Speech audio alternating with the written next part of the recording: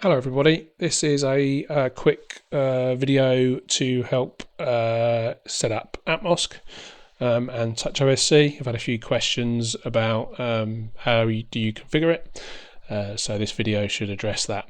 So AtmOSC is a Dolby Atmos renderer controller for any device with a touchscreen really, so Android, iOS, Windows tablets, Mac OS, etc, etc. So first thing you need to do is obviously download AtmOSC and TouchOSC. So we'll do AtmOSC first. So if you go wherever you found this video that you're watching now, there'll probably be a link somewhere to it, but I know there's one in the description of this video. And we'll navigate to my Google Drive folder here to download AtmOSC, and there'll be 3 files in there. The first one, atmosc.tosc, that is the TouchOSC file, so that's like the bit that does the controlling of the renderer. Download that. There won't be a preview because it won't understand what a TOSC file is yet, and we've downloaded that. No point opening it yet because you wouldn't have installed the TouchOSC yet. So close all that down, and you'll now need to go to your Play Store or Google Store, Apple Store, and you need to search for TouchOSC.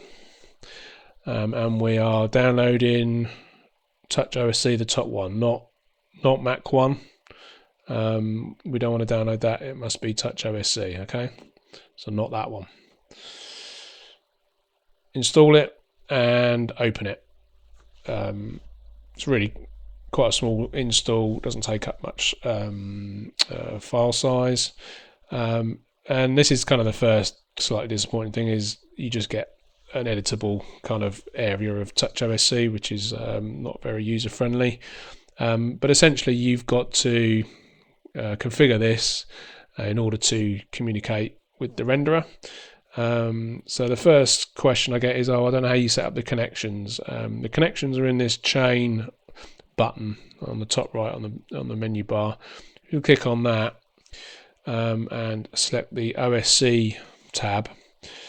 You need to set up 2 connections. This connection 1, UDP 192 blah blah blah, send port 8001. 8001 is what the Dolby Atmos renderer listens on. Okay. That's the one that takes most of the messages, but there's also a second message that's sent, which are the keyboard shortcuts, because not all of the Dolby Atmos renderer supports OSC yet. So Dolby, if you're listening, that would be really cool, because it's a bit of a pain having to map keyboard shortcuts to this. And that runs on port 12101, and that actually runs through something called the TouchOSC bridge, which you can download from TouchOSC's website.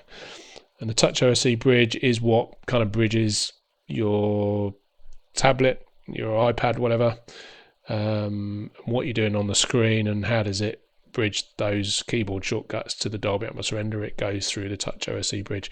I'm not going to cover installing that because it's literally download, install, it runs in the background, job done. There's nothing to configure with TouchOSC bridge.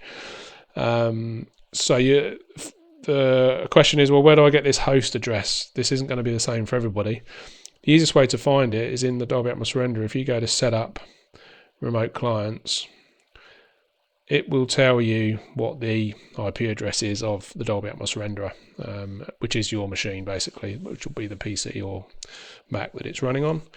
And you'll see that this number matches the number in TouchOSC.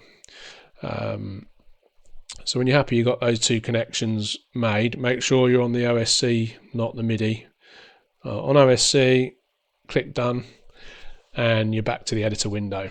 The next question I get asked is, well, how do I open AtmOSC? And this is a good point. You have to click on this far right button, 3 little lines here, which expands a menu, side menu, and we need to click on the upward arrow on the box. Click on that, and first time in you're not going to have any files here, but if we click on import and then we navigate to wherever you download your files to on your device, you'll find the AtmOSC.TOSC file that we just downloaded from Google Drive. Click on that.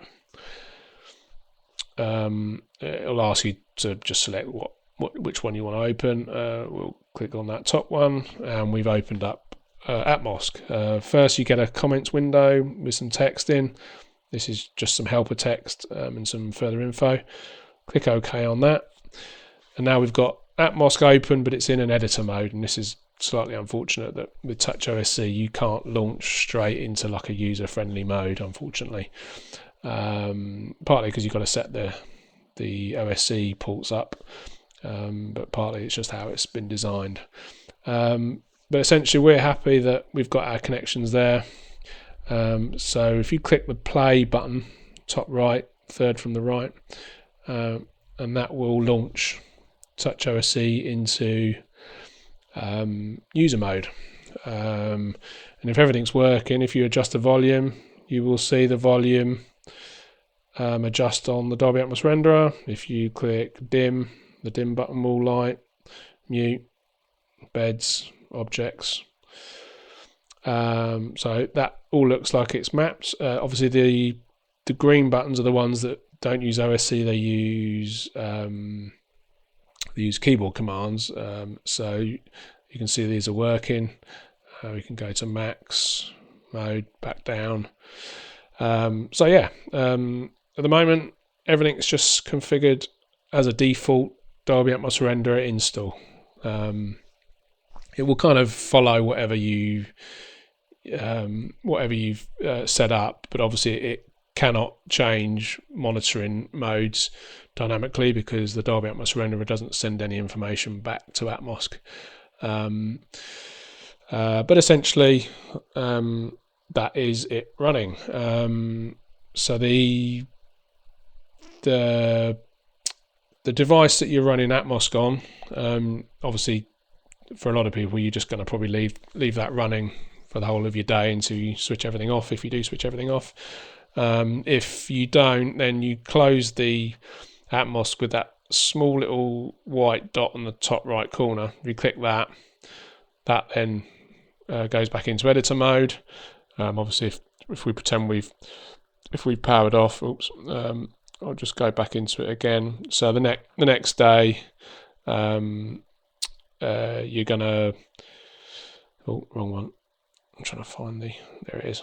You're going to launch TouchOSC, and then it will remember that AtmOSC was the last kind of file that you had open. Click on the play button, and then you're back in, and it's working as a TouchOSC controller. I've updated a few things. Tried to synchronize the buttons more with how the renderer works. So you can see at the moment we're in LTC mode. Whereas if I take LTC mode off, the stop and the play button appear. Likewise, if we go on to master mode and take off LTC, we then get the shuffle search. If we go to input mode, obviously there is no shuffle, so that gets disabled. If we go back into time code, stop and play disappear, so it kind of reflects how the renderer works a bit better now. But just to close out, I will go back into master mode, and I've got a converted DD plus jock back into an ADM, and we'll just play out with that. So yeah, hope that helps anybody. Give me a shout if anything is not clear, and I will gladly help you. Okay, cheerio.